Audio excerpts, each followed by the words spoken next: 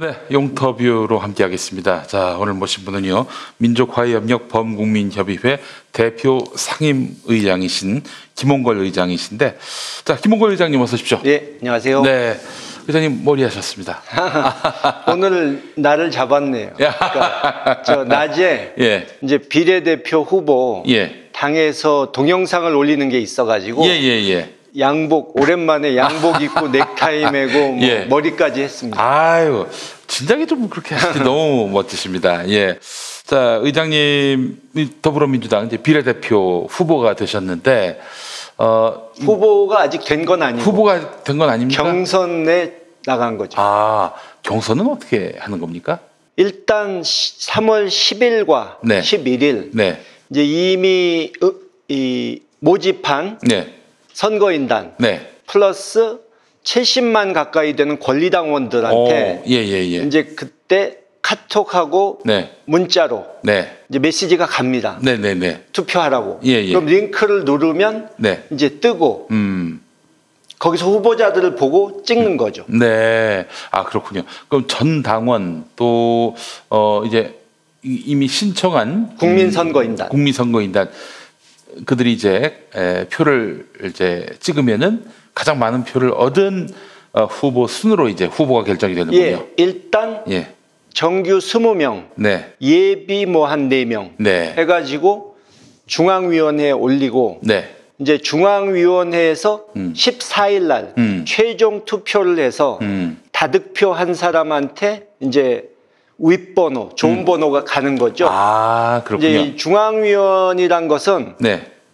민주당에서는 국회의원 또 이번에 공천 받은 분들 시장, 군수, 뭐 도지사, 구청장 이런 분들 그리고 각 직능별 대표인 분들 그런 분들이 투표를 하시게 되죠. 아, 그렇군요. 당의 최고위 대의원이라고 해야 되겠네요. 맞습니다. 당원 당규도 다 거기서 고치고 결정을 하는 거죠. 예, 중앙위원회에서 이제 순번이 정해지고 그 전에 이제 70만 당원과 그 나머지 또 선거인단에 의해서 20명 플러스 4명이 선정이 되는 것이고. 예, 알겠습니다. 아유, 의장님 몇 번 받으셨으면 좋겠어요. 글쎄요. 뭐 하늘의 뜻에 맡겨야죠. 예, 알겠습니다. 자, 김홍걸 의장님 이제 21대 국회에 입성하느냐 마느냐 관심인데 요즘 또 비례정당 얘기가 나와가지고 복잡하시겠어요. 참 저희가 일찍 좀 대비를 했어야 되는데 지금 상당히 어렵게 됐습니다. 근데 현실적으로 비례정당이 좀 되기 어려운 문제가 있어요. 저도 사실 비례정당 문제를 매끄럽게 명분 있게 해결할 수 있는 방법이 있으면 좋겠는데 현실적으로 이제 시간이 너무 없고 또 정의당, 뭐 녹색당 이런 곳에서는 참여를 안 하겠다고 하고 있고 또 지금 언론 환경이 안 좋지 않습니까? 그렇습니다. 근데 비례정당 문제가 수면에 떠오르면 아마 집중 포화를 그들이 날릴 겁니다. 그렇게 되면은 지역구에서 이 박빙인 지역구에서는 우리 쪽 지지자들 중에 좀 소극적인 분들, 여론이 나빠지면 투표장 안 오시는 분들이 기권을 할 수도 있고 그게 최악의 시나리오입니다. 그게 사실. 이제 문제인 거죠. 알겠습니다. 자, 그렇다면 지금 선관위가 말이죠. 미래한국당을 승인했습니다. 창당을 허용했어요. 그들이 이제 투표용지에 이제 그 당 이름을 올릴 것 같은데, 이런 선관위의 태도에 대해서도 상당히 좀 문제가 있다라고 보실 것 같습니다. 엊그제 정말 어이없는 보도를 봤는데요.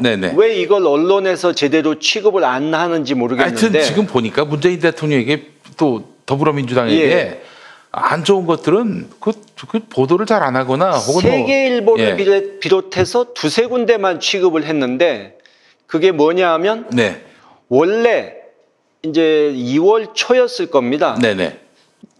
민주적인 절차를 거치지 않고 비례대표를 선출하면 무효다. 선관위에서 그렇게 얘기를 했어요. 그래서 사실 제가 어떤 아이디어를 냈냐면은 좋다. 그러면 뭐 여당의 그 비례대표 정당을 만들지 말고 다 같이 미래한국당으로 입당해서 그렇죠. 민주적 절차에 의해서 예. 말하자면 민주당 성향의 정치인을 후보로 선출하도록 하는 방법이 있다라고 제가 말씀을 드렸었는데. 근데 갑자기 네. 그래서 이제 민주당은 부랴부랴 네. 당헌까지 개정해가지고 네. 원래 절차도 민주적이었지만 더 확실하게 민주적인 내용으로 바꿨어요. 네네네. 근데 갑자기 선관위에서 예. 그 미래통합당의 미래한국당. 예. 저는 이름을 불러주기가 싫습니다. 예, 알겠습니다. 그냥 가짜 정당. 예, 알겠습니다. 네. 예. 가짜 정당. 그쪽에서 일단 후보들을 뽑아 정해놓은 다음에 네. 1번 누구, 2번 누구 정해놓은 다음에 예. 사후 추인하는 투표 절차 정도만 해도 괜찮다. 그렇게 해버린 거예요. 그렇습니까? 별로 언론에서 취급도 안 하고 비판도 안 하고 있는데 예. 참 어이없는 얘기 아닙니까? 저는 그 얘기를 지금 이 자리에서 들었습니다. 예, 저도 예. 그날 그 기사를 보고 세계일보에서 유일하게 처음에 냈더라고요. 네네. 그래서 이상하다. 예. 왜 다른 언론은 안 내나? 세계일보가 오보한 것 아닌가? 네. 그렇게까지 생각을 했어요. 그러니까 우리 지금 중앙선거관리위원회 예. 비롯해서 이 선관위가 예. 이 선거 관리를 손 놓은 것 아닌가? 지금 특정 정파에게 유리한 방향으로 선거의 룰을 만들고 또 지금 룰을 집행하고 있는 것이 아닌가 하는 그런 생각이 드네요. 아무리 그 박근혜 정권 때 임명된 위원들이 많다고 하지만 네. 제 기억에 박근혜 정권 때도 선관위가 이렇게 어이없는 결정을 내린 걸 본 적이 없는 것 같은데 네네. 점점 문제가 심각해져 가는 것 같습니다.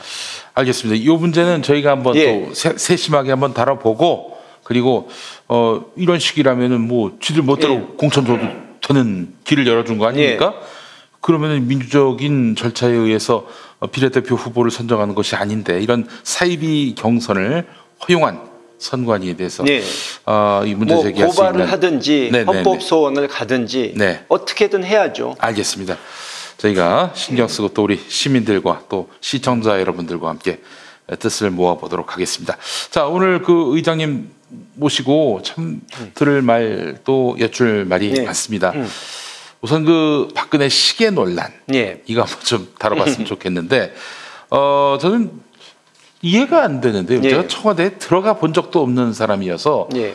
또 대통령님들 중에서 제가 아는 분은 사실은 문재인 대통령님밖에 예. 없어요. 노무현 대통령님이나 뭐 김대중 대통령님은 지나가다 한번 뵌 정도.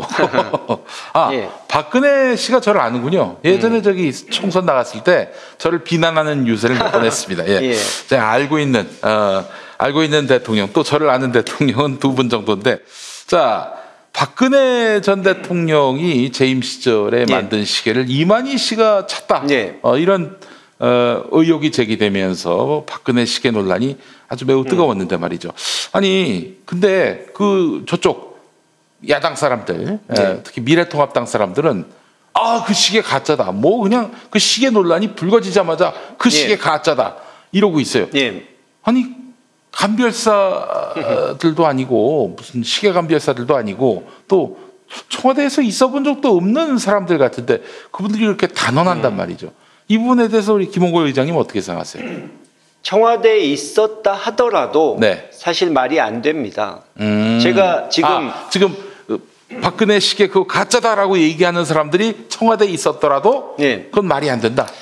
여기 제가 김대중 정권 때 네네. 이제 청와대에서 만들었던 시계를 오. 하나 보여드리려고 가져왔어요. 야 여러분 아주 예. 귀한 포장은 뭐 그리 고급스럽진 않습니다. 이렇게 대통령 예. 공황 문양이 있고 예예예. 열면은 시계가 예, 예. 있고 밑에 대통령 김대중 뭐 이렇게 써 있죠. 예예예. 오. 네. 근데 최근에 제가 예. 아버님 유품을 네. 정리하다가 네. 노벨 평화상 기념시계를 하나 발견을 했어요. 근데 아마 그게 제가 미국 유학 중에 만든 거라 네. 저는 처음 보는 거였어요. 예. 그래가지고 청와대에 근무하셨던 분한테 네. 우리가 이런 시계도 만들었었나요? 물어보니까 네. 그분이 나도 잘 모르겠다고 그래요. 그 일을 담당한 분이었는데. 그쪽 계통에 일하셨는데도 그러니까 무슨 얘기냐면 네. 임기 5년 내내 청와대에 있는 사람도 몇 안 되지만 네네. 있었다 하더라도 네. 똑같은 사람에게 계속 5년 동안 시계 주문 임무를 맡기질 않는다는 거예요. 그렇죠. 그러다 보니까 예. 자기가 직접 관리 안 한 거는 알 수가 없다. 네. 여러 번 하기 때문에 그렇죠. 주문을. 주무였던 예. 사람들도 잘 기억하기 힘든 맞습니다. 그런 시기인데. 그리고 실물을 본 것도 아니잖아요. 그렇죠. 그러니까 그 사람들이 예. 뭐 숨길 게 없고 떳떳하고 이랬다면 네. 저 사람이 어떻게 해서 대통령 시계를 갖게 됐는지는 모르지만 네. 가짜든 진짜든 간에 네. 신천지 이만희라는 사람은 우리하고 아무 상관이 없다. 네. 뭐 남한테 어떻게 주순 거겠지. 뭐 이런 예. 식으로. 예. 이렇게 말을 해야 정상이라는 거죠. 그렇죠. 보자마자 예. 확인도 안 해보고 예. 저거 가짜네. 네. 이럴 이유가 없다. 또 공식 주문받은 업체에서 예. 만든 적이 없다고 한다는데 네. 잘 아시다시피 예. 청와대에는 예. 이 허수아비 권력과 네. 비선 실세 권력이 따로 있지 않았습니까? 그렇죠. 공식 라인이 네. 있었고 비선 라인이 있었습니다. 우리가 한동안 잊고 있었던 이름 최순실, 최서원이라고 불러달랍니다. 그쪽에서. 예. 근데 최순실 씨가 개인적으로 주문해서 사람들 줬을 수도 있는 거잖아요. 그렇죠. 최순실 정도면은 그 박근혜 그 사인 보내주면서 야 이걸로 시계 좀 만들어 와라. 그리고 박근혜 씨가 알았다 하더라도 예. 감히 최순실 씨한테 예. 당신 왜 허락 없이 이런 거 했어? 예. 그러겠습니까? 공식 라인을 통해서 시계 만들어야지. 당신이 뭔데? 예. 이렇게 얘기할 수 있는 상대냐 이거죠. 예. 예. 최순실이. 아니 대통령 연설문도 마음대로 고치는 사람인데. 네. 그 심지어는 또 대통령이 뭔가 의견을 날려가면 예. 좀 닥치고 있으라고. 그렇죠. 과일이나 먹으라고. 그렇죠. 그랬던 사람인데. 아 그러네요. 그러면은 의장님의 말씀을 좀 종합해 보면은 이게 청와대의 그 대통령 시계 이거를 만든 사람들조차도 구체적으로 기억할 수 없고 또한 아울러 얼마든지 대통령 측근이 야 그거 좀 만들어 봐라 이러면서 지금 거론되고 있는 시계 회사 아닌데다가 또 의뢰를 했을 경우에는 이거는 이만희 시계가 그 대통령 시계 아니다라고 말할 수가 없는 것이다. 그렇죠. 예. 오히려 VVIP한테 따로 주는 것이었을 수도 있죠. 아 이만희 씨한테. 네. 이만희 씨가 VVIP라면은 VVIP일 가능성이 있다. 그러니까 그건 모르지만 그 가능성은 배제할 수 없는 거예요. 가능성은 배제할 수 없다. 예. 아 그래요. 또 사이비들하고 좀 친하신 게 또 우리 박 대통령의 종교 생활이 아니었나. 그렇죠. 또 의심하는 분들이 많이 계시고. 예. 또 하나 그동안 잊고 있었던 이름이 생각나네요. 네. 최태민 목사라고. 최태민. 네. 예. 아 최태민. 그 제가 TV에서 이만희 교주 말하는 걸 보고 있으니까 문득 최태민이라는 이름이 떠오르더라고요. 그렇죠. 노령의, 노령의 그 사이비 교주다. 사이비와 사이비는 통하는 법이죠. 알겠습니다. 아 이게 아주 재밌습니다. 아 그래요. 사실은 무슨 대통령 시계가 뭐 대단한 것도 아니고. 그렇죠. 그리고 뭐 무슨 규격화되어 있는 것도 아니고 법으로 딱 그렇게만 만들어야 돼요. 뭐 이렇게 나와 있는 양식이 있는 것도 아니고. 맞습니다. 예. 그러니까 그렇게 화들짝 놀라면서 바로 그냥 저거 가짜야 이럴 이유가 없는데 왜 그렇게 놀라는지. 그래서 아무리 봐도 요거는 선거 국면에서 미래통합당이 신천지하고 엮이는 것을 초기에 차단해야겠다라면서 근데 신천지하고 엮이는 게 싫으면은 왜 신천지 압수수색하고 이런 문제에 있어서 그렇게 과민 반응을 보이고 하지 말라고. 대구가 자기네 텃밭인데 대구 살리기 위해서 법이고 뭐고 그냥 수단 방법 가리지 말고 신천지 쳐들어가서 명단 확보하세요. 평소에 같으면 그럴 사람들인데 왜 저렇게 신천지를 보호해주지 못해서 안달인지. 글쎄 말입니다. 신천지란 이름도 잘 말을 안 하려고 하고. 그렇습니다. 좀 이상하죠? 뭐 신천지가 아니라 특정 교단이라고 예. 이야기를 했었는데, 자, 이걸 보면서 이제 또 느끼는 것이 그 지난번 세월호 참사 때 예. 유병언 이 세월호 참사의 책임이 이제 박근혜 정권에게 맞습니다. 쏠리려고 하니까 그 선사인 청해진 해운에 유병언 때려잡기에 혈안이 됐던. 그러니까 예. 제가 그거를 말씀드리려고 했는데 네. 좋은 지적하셨습니다. 네. 그러니까 그 당시에 네. 박근혜 정권과 새누리당은 네. 모든 책임을 유병언 씨와 예. 구원파에 떠넘기려고 그렇죠. 혈안이 됐었지 않습니까? 네네. 그때 유병언 씨가 숨어버리니까 네. 당시에 박근혜 씨가 예. 회의에서 네. 수단과 방법을 가리지 말고 잡아라. 아니 대통령이 네. 무슨 상황이 됐든 간에 네. 법과 원칙을 지켜라 하고 말해야 될 대통령이 네. 수단과 방법을 가리지 말고 잡으라는 소리를 했다는 것은 네. 거의 광분했다는 얘기거든요. 네. 그래요.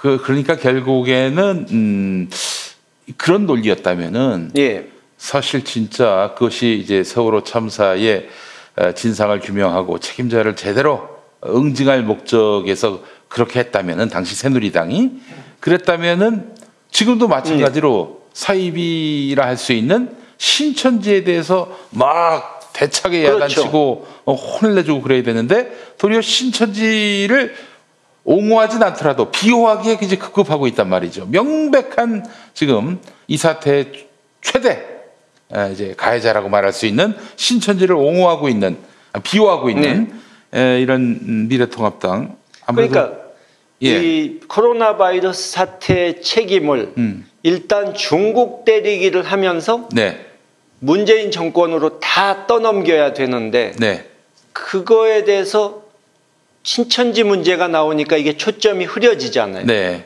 그러니까 어떻게든 막으려는 거죠. 그러면서 다시 또 중국 입국 막아야 된다. 중국 사람들 우리나라 입국을 막아야 한다. 지금 그런 뭐 되지도 않을 논리를 지금 펴고 있고요.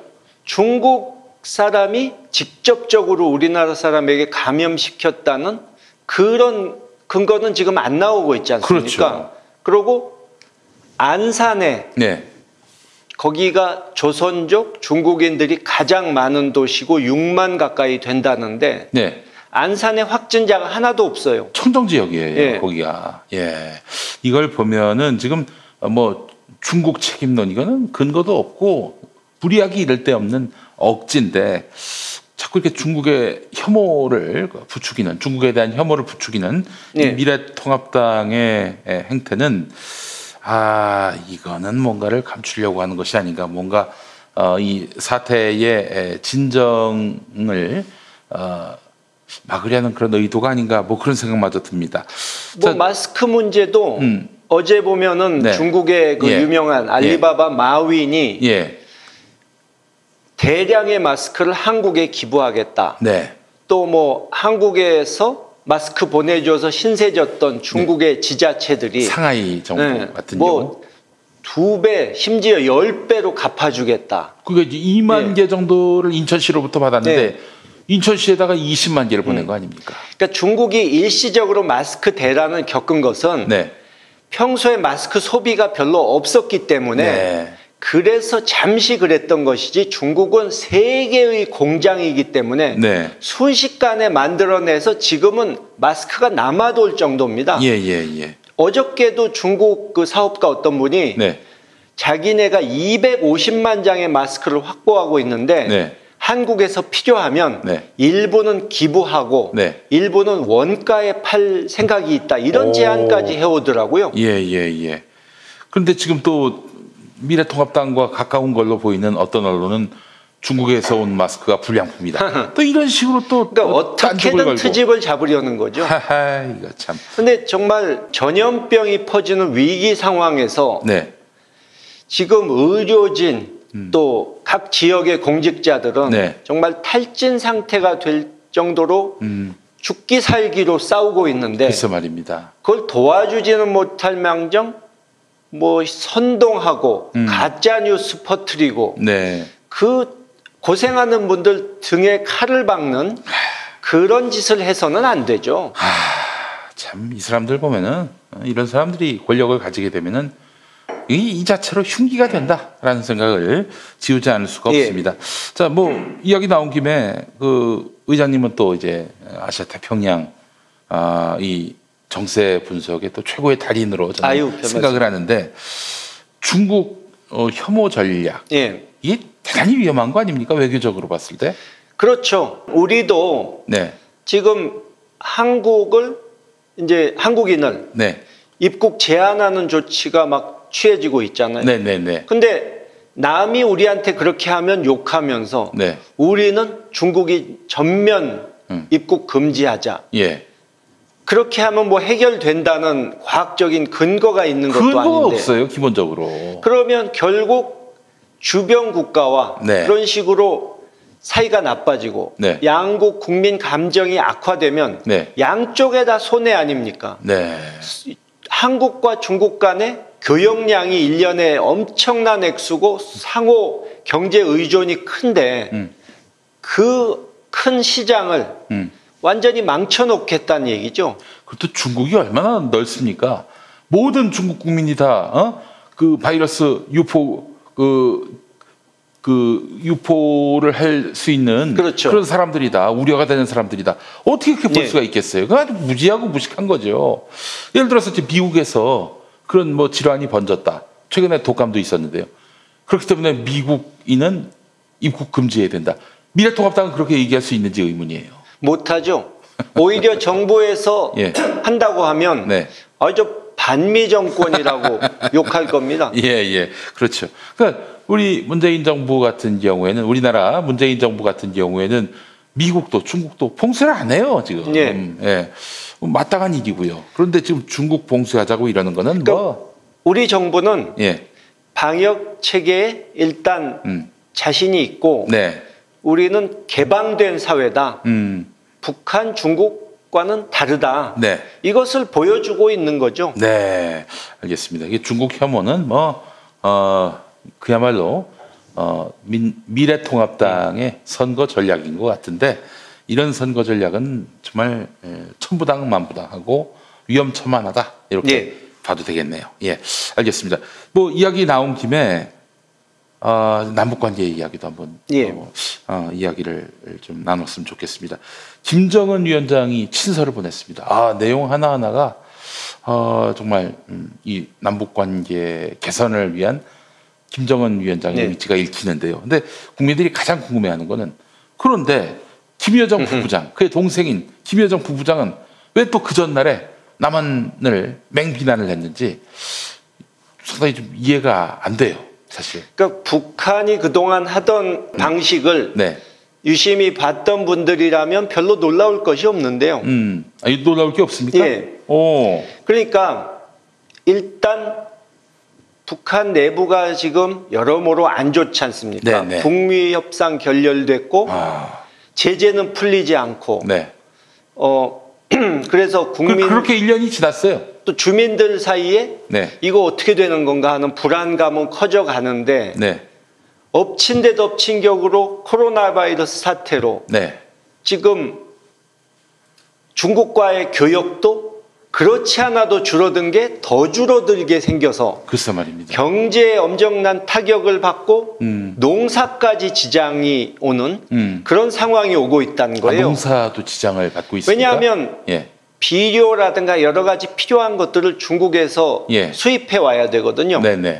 문제는 내부 결속을 다지기 위해서 이 방사포 쐈지 않습니까? 그렇죠. 근데 이제 우리 정부에서 거기에 대해서 이제 논평을 하니까 그쪽에서 반발을 한 것인데 그것은 어떻게 보면 우리가 내부 결속용으로 한 건데 다 알면서 뭘 그러느냐 하는 그것도 있고 그래요? 또 북한이 남한에게 우리가 한두 번 쐈어? 그렇죠. 왜 놀래? 지금 이러고 있다. 그것도 있고 이제 한동안 남측에 대해서 차갑게 대했는데 갑자기 악수하자고 손 내밀면서 아이 우리 잘해보자 이러기는 쑥스럽지 않습니까? 쑥스러워요. 그러니까 김여정 부부장이 예. 그동안에 우리가 참 서운했다, 불만이 많았다 하는 얘기를 먼저 쏟아놓은 다음에 점잖게 김정은 위원장은 아유 요즘 힘들죠? 네. 하고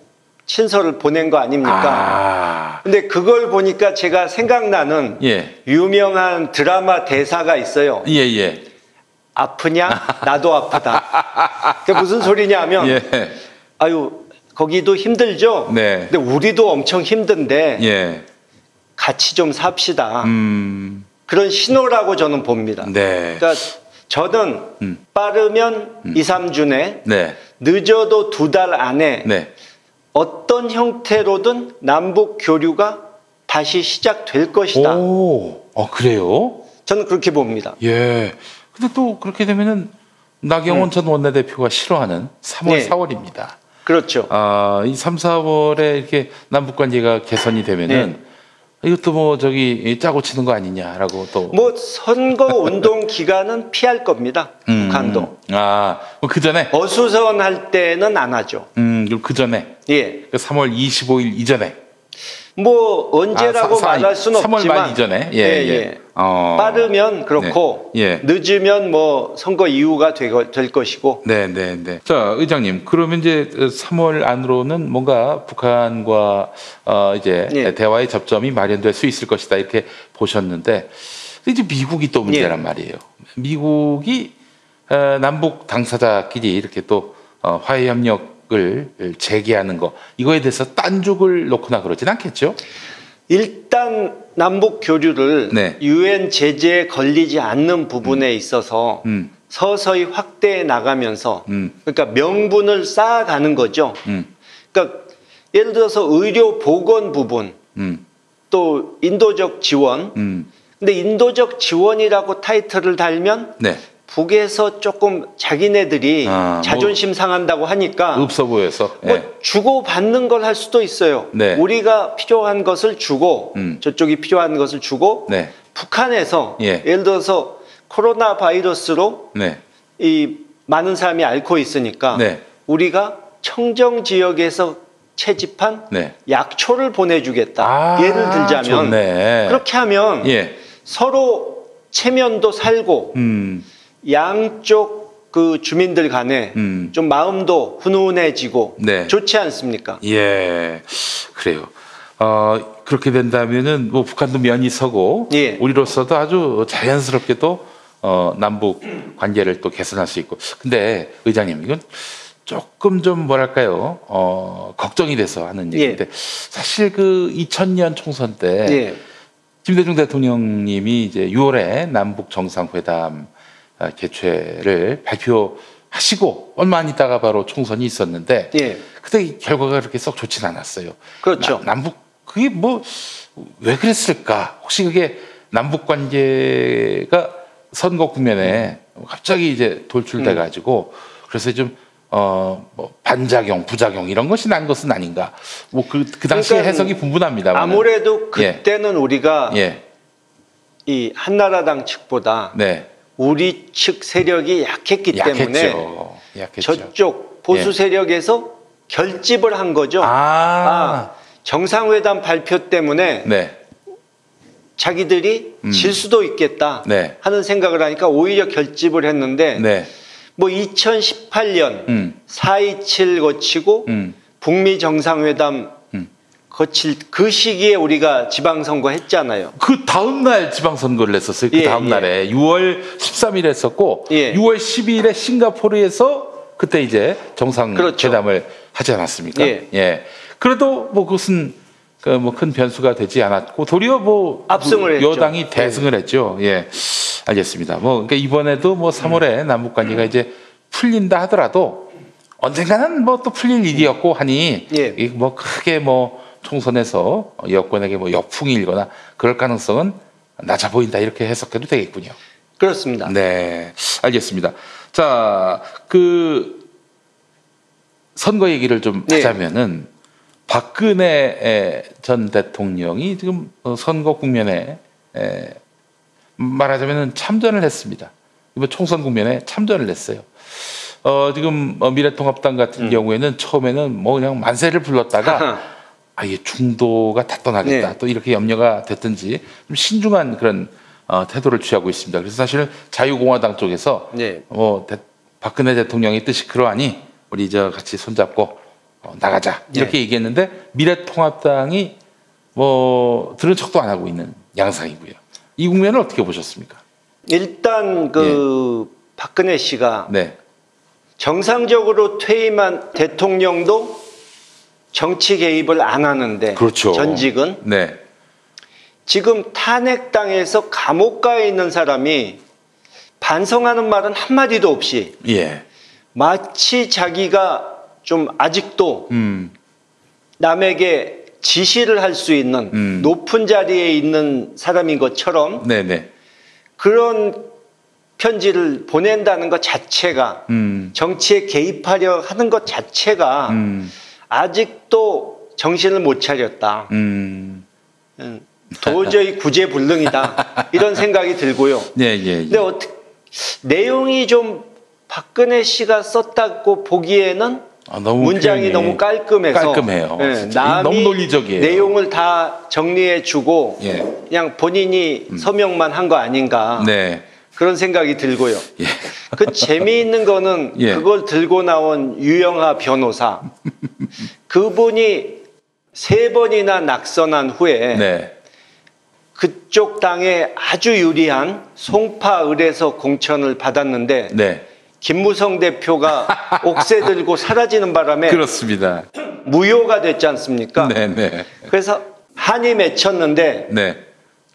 어떻게든 한을 풀기 위해서 이 미래통합당에 그 편지 전해주고 네. 자기는 위성정당으로 가가지고 비례를 받으려고 네. 그러는 것 같아요. 네. 근데 그걸 보면서 생각난 게 옛날에 네. 그 엿장수 있지 않습니까? 예. 그 어린아이들이 집에서 네. 고철 덩어리나 예. 빈병을 가져오면 엿장수 아저씨가 예. 엿을 잘라주는데 네. 엿장수 마음이란 말이 있듯이 예. 뭐 많이 줄 수도 있고 예. 조금 줄 수도 있고 예. 그런 건데 미래통합당이 위성정당 만들어가지고 자기네들 몫보다 더 많은 의석을 받게 됐다고 생각하니까 인심 쓰는 거죠. 네가 좋은 편지 하나 갖고 왔구나. 예. 그래 의석 하나 주마. 예. 이런 식의 거래가 된 게 아닌가. 알겠습니다. 박근혜 때 이제 개성공단이 예. 문을 닫았고 MB 때 또 금강산 관광이 문을 닫았는데 예. 제가 앞서서 이제 남북 관계가 개선될 조짐이 보인다라고 예. 말씀하신 부분에서 어떻게 다시 남과 북이 손을 잡게 된다면은 남쪽에서도 개성공단이나 금강산 관광과 관련해서 좀 큰 틀의 제안을 할 수도 있지 않을까 하는 기대를 하게 되는데요. 이번에는 기회를 놓치지 말고 네. 좀 과감하게 밀고 나가는 모습을 보여가지고 네. 그러니까 북한은 물론 네. 미국이나 주변 국가들이 한국이 주도권을 잡을 준비가 됐구나. 네. 이런 말이 나오도록 만들어야죠. 정부가 준비하고 있다고 봐야 될지. 또 아마 여러 가지 구상을 하고 있을 겁니다. 네. 우리 김홍걸 의장님은 우리나라 최초로 이호 선생님과 함께 예. 김정은 북한 국무위원장을 처음 본 인물로 알고 있습니다. 그랬죠. 그래요. 2011년 네. 12월에 네. 김정일 위원장 사망 이후에 예, 그렇죠. 북에 이제 가셨고 조문을 그때 갔었죠. 예. 김정은 위원장. 그러니까 저는 사실 남북 관계가 교착 상태에 봉착했을 때 예. 김홍걸 의장님이 좀 특사로 북에 가서 이런 좀 난마처럼 얽힌 문제들을 풀도록 정부가 좀 역할을 위임하는 것이 특사로 보내는 것이 타당하지 않을까 이런 생각이 들었는데 국회에 가신다면은 그런 역할도 자연스럽게 할 수 있지 않을까 생각이 됩니다만. 무슨 역할이든 제가 할 수 있는 것은 다 해야 될 것이고. 네.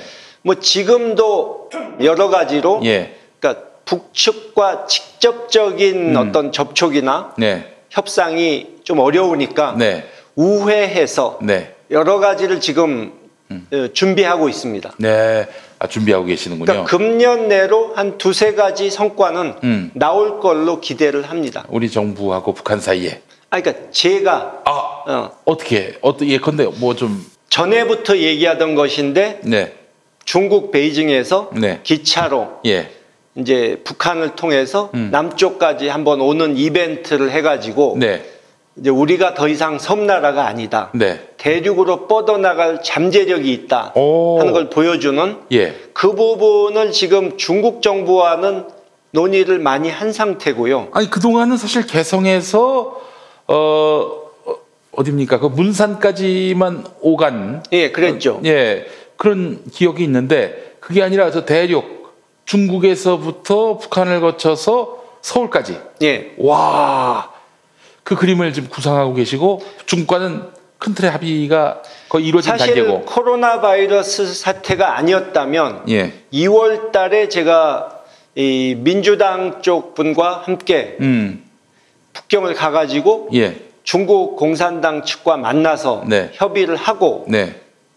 거기서 충분히 논의가 되면 다음 단계에서 북측을 또 오게 해서 3자가 예. 협의를 하려는 그런 계획을 갖고 있었죠. 오, 야, 정말 아주 쌈박한, 신박한 그런 구상입니다. 지금까지는 제가 이거를 이 비공개로 했었는데 예. 중국 측에서 예. 뭐 이 정도까지는 밝혀도 된다 해서 말씀드리는 겁니다. 중국도 사실상 동의를 했다 이렇게 봐야 되겠네요? 그렇죠. 그쪽은 예. 남북이 자기네 1대1로 사업과 연결이 된다 예. 하는 것을 좀 보여주고 싶은 네. 욕심이 있죠. 그래요. 그 외에도 뭐 개별 관광이라든가 우리 남쪽에서 나는 특산품을 북측에 지원한다든가 네. 그런 것들 이미 진행을 하고 있습니다. 네. 아, 그래요. 아니 정부도 아니고 이렇게 민간 차원에서 엄청난 그런 교류와 또 협력의 길을 만들어 오셨군요, 그동안.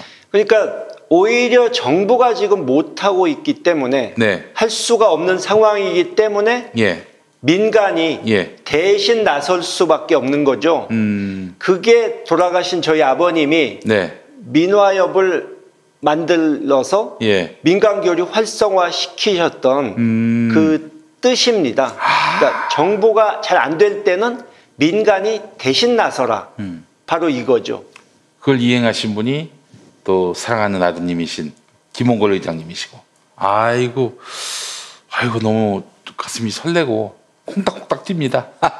금년 내로 네. 꼭 좀 성과를 보여드리겠습니다. 네. 기대하겠습니다. 그것도 국회의원 그 어떤 이 역할도 맡게 되시면은 그 사업이 훨씬 더 탄력을 받겠네요. 예. 그래서 저는 네. 앞으로 예. 국회의원이 된다면은 네. 이 남북 교류 협력에 있어서 예. 정부, 예. 지자체, 예. 민간 사이에 예. 어떤 가교 역할을 할 생각입니다. 네, 알겠습니다. 남북 관계 개선 또 남북 협력의 확대 이걸 바라시는 국민들이 많이 계신데 김홍걸 의장님이 비례대표로 나에게 힘을 실어주시면은 그 역할을 해낼 수 있겠다. 일종의 그걸 공약으로 내세우실 수 있겠네요. 뭐 그렇게 하고 있습니다. 네, 알겠습니다. 자, 저희 김홍걸 의장님 하면은 김대중 대통령님의 셋째 아들 정도로 알고 있는데, 근데 인생 이야기를 들을 기회가 많지 않아 가지고 남은 시간 좀 그걸 여쭤봤으면 하는데, 사실 한국 현대사 그 자체면서 인생 면면이 살펴보면 파란만장함 이렇게 표현할 수 있는 그 부모님의 삶 가까이서 뵈셨는데요. 부모님은 어떤 분이라고 생각을 하십니까? 어렸을 때는 저희 부모님이 다른 집과 그렇게 정말 다르다. 그러니까 특별한 분들이다 하는 것을 제대로 못 느꼈던 것 같아요. 아, 그래요? 그러니까 어렸을 때부터 네. 제가 태어나자마자 아버지께서 네. 국회의원이 되셨고 만 8살 때 대통령 후보가 되셨지 않습니까? 그러네요. 그러니까는 예. 다른 부모들처럼 예. 집에서 애들하고 놀아주고 예. 또 뭐 애들 뒷바라지 해주고 네. 이런 것을 못 해주셨어도 네. 저는 그냥 그게 당연한 것처럼 아버지 어머니는 밖에 나가서 이 큰일 하시는 분들이다. 아. 그냥 그렇게 당연히 받아들인 거죠. 집에 들어오셔서는 또 그렇게 사랑을 많이 안겨주시고 또 그렇게 아버지로서 어머니로서 그 역할을 다 하시고 그러셨던 것 같습니다. 그 아버지께서는 사실 네. 제가 대학에 들어갈 때까지 네. 예. 그러니까 집에서 한가하게 네. 가족들과 시간을 보내실 수 있었던 시간이 네. 불과 한 3, 4년? 그때는 어느 때였죠? 그러니까 유신 때. 정치활동 못 하실 때. 아, 그때. 그 연금 당하고 맨날. 그렇죠. 집 주변에 때죠. 그 사범한 또 경비가 있었고. 그렇죠. 그거는 좋겠어요. 도둑이 안 들어서.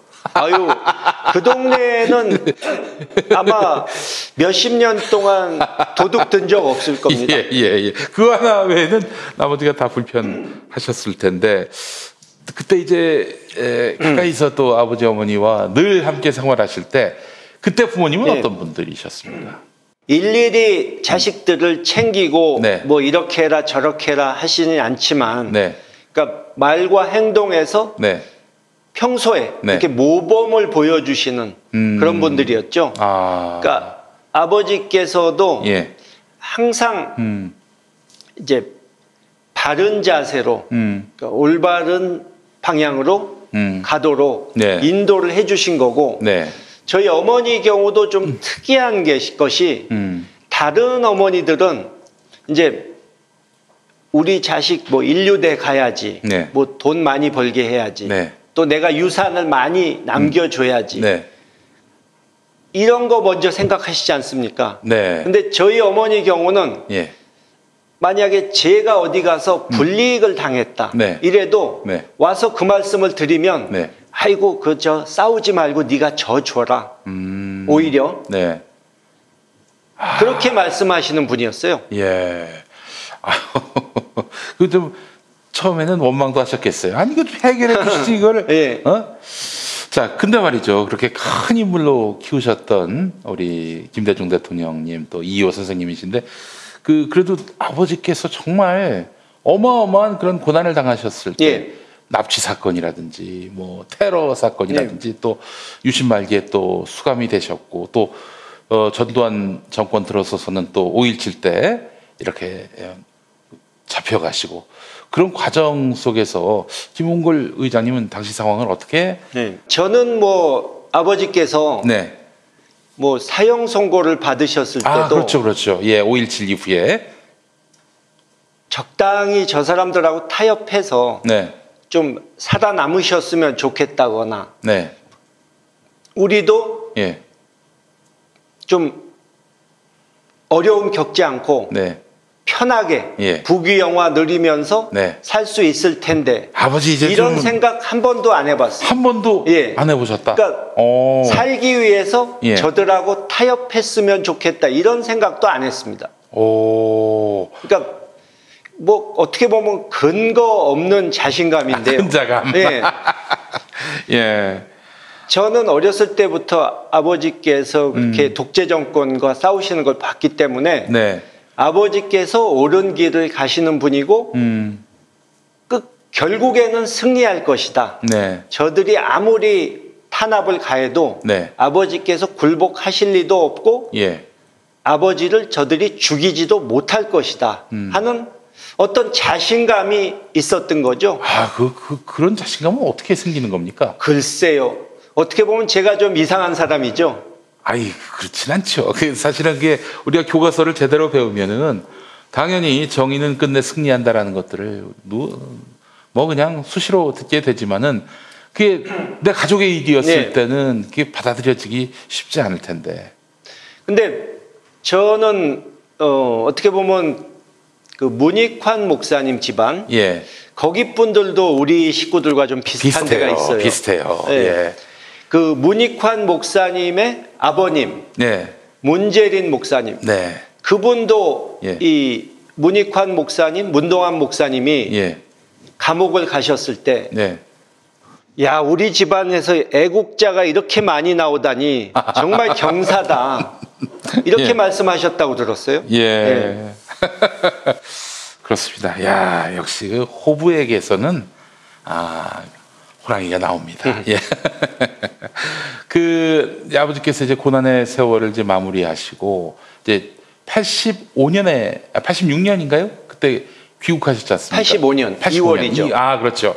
그때 신민당 열풍이 일어났었고 그리고 나서 이제 88년에 이르러 광주에 내려가셨죠. 87년 6.29 직후. 예. 제가 그렇게 헷갈리는지 모르겠습니다. 그렇죠. 그때 예. 6.29 이후에 이제 광주를 방문하셨는데 예. 사실 5.17 이후에 처음 방문하시는 광주였는데 제가 그 필름을 보고 얼마나 울었는지 예. 몰라요.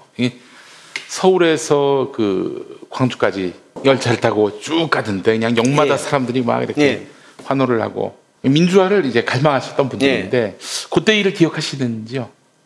그러니까 아버님께서 그때 5.18 그 당시엔 국립묘지는 아니지만 거기를 가셔서 눈물을 흘리실 수밖에 없었던 것은 이제 그 많은 분들이 쿠데타 세력에 의해서 희생됐는데 아버지는 뭐 고통은 겪으셨지만 살아남지 않으셨습니까? 그러니까 그분들에 대한 미안함 그것 때문에 정말 눈물을 쏟으실 수밖에 없었던 거죠. 네. 그래요. 정말 그때 일도 또 생각이 나고 정말 그 무엇보다도 그 광주의 그 아픔 같은 것들을 예. 일생의 빚으로 여기셨던 분이었고 예.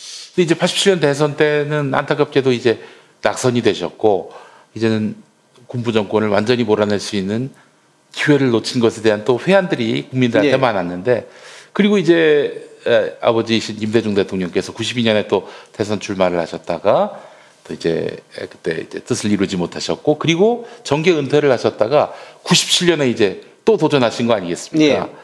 그건 또한 김대중 대통령께는 또 다른 도전이었고 또 위기라면 위기가 아니었는가? 아니 그만둔다고 해놓고 왜 또 출마하는가? 이렇게 또 비난하는 사람들도 많지 않았습니까? 그 시기를 우리 의장님은 기억하고 계시죠? 사실 그때 야권의 정말 정권 교체를 해낼 만한 뉴 리더가 있었으면 아버지께서 다시 나오실 필요가 없었겠죠. 근데 솔직히 그 당시에 네. 이기택 민주당 총재 가지고는 도저히 네. 뭐 대선에서 이길 수가 없다. 예. 근데 이기택 총재는 자기의 기득권에만 연연하고 네. 어떻게든 이 야권의 힘을 모아가지고 정권 교체를 이루겠다 하는 그 목표, 네. 그 대의를 우선시하지 않는 분이었기 때문에 예. 어쩔 수 없이 다시 나와서 아버지께서 직접 대권에 다시 도전하실 수밖에 없었다는 거죠. 그래서 이제 대통령이 되셨고 그렇게 해서 저는 사실 정말 대한민국이 새로운 역사를 쓴 원년이 바로 98년 김대중 대통령 취임 이후라고 저는 생각을 합니다. 감히 생각도 못했던 인권민주주의의 화두가 자연스럽게 마치 봄이 오면 꽃이 피듯이 자연스럽게 이제 회자가 됐고 또 한반도의 평화도 이제 기반을 닦아서 그 뒤로도 이제 남북 간에 이제 무력 충돌도 있었지만은 한 번도 전쟁이 가시화된 적이 없었고 그것이 바로 저는 김대중 대통령의 6.15 선언 또 그의 집권기에 이루어낸 평화 통일의 어떤 그런 큰 철학이 이 땅에 뿌리 내렸기 때문이다라고 생각을 합니다. 우리 의장님은 외교통일 전문가로서 지금 사실 굉장히 큰 기반을 닦아오셨고 이제 중국에서 서울까지 이어지는 민간 차원에서의 어떤 철도 여행까지도 이제 구상하실 정도로 큰 역할들을 해오셨는데 어떻게 외교통일 전문가로서 이제 그런 어떤 전문성을 다져오시게 되셨는지 그 얘기를 한번 좀 여쭤보겠습니다. 제가 공부를 원래 이제 미국에서 네.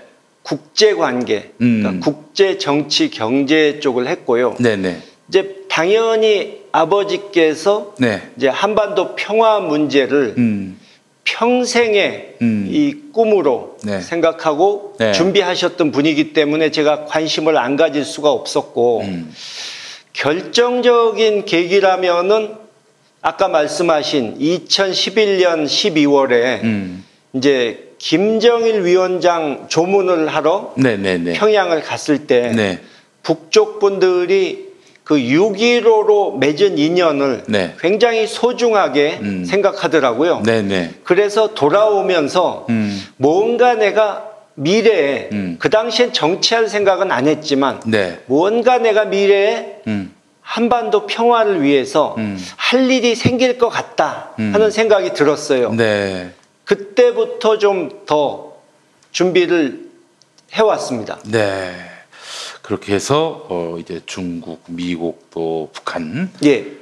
각처에 돌아가고 있는 상황 같은 것들을 아주 면밀히 짚어내시고 지금까지 사실 우리 김홍걸 의장님하고 인터뷰를 많이 했지만은 그 예측하신 게 한 번도 빗나간 적이 없었어요. 아유 부끄럽습니다. 아니 이게 사실은 이른바 그 전문가 연하는 사람들 중에서 정말 말도 안 되는 주장들을 펼치면서 심지어 전쟁 예측까지 하던 사람들이 있었는데 의장님은 한반도의 앞날을 마치 그냥 타임머신 타고 갔다가 오신 것처럼 말씀해 주시는데 올해 하여튼 좋은 또 전기가 마련될 것이라는 말씀도 해주셨고 그러기 위해서는 또 우리가 가만히 앉아서 그 과실을 따먹을 수는 없는 것이고 남북 관계 개선을 위해서 지금 적극적인 역할을 해야 될 사람, 역할을 담당해야 될 사람으로서 좀 시대가 부르고 있는 상황이고 그래서 지금 국회의원 도전장을 내미셨는데 말이죠.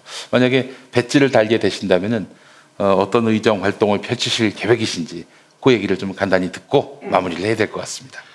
일단 돌아가신 아버님이 말씀하신 대로 이 우리나라 같은 경우는 지정학적으로 네. 외교를 잘하지 않으면 생존이 어려운 그렇죠. 그런 상황에 처해 있지 않습니까? 예. 그래서 이 북한만이 아니고 중국, 일본, 미국 이런 주변국들과의 외교에 있어서 네.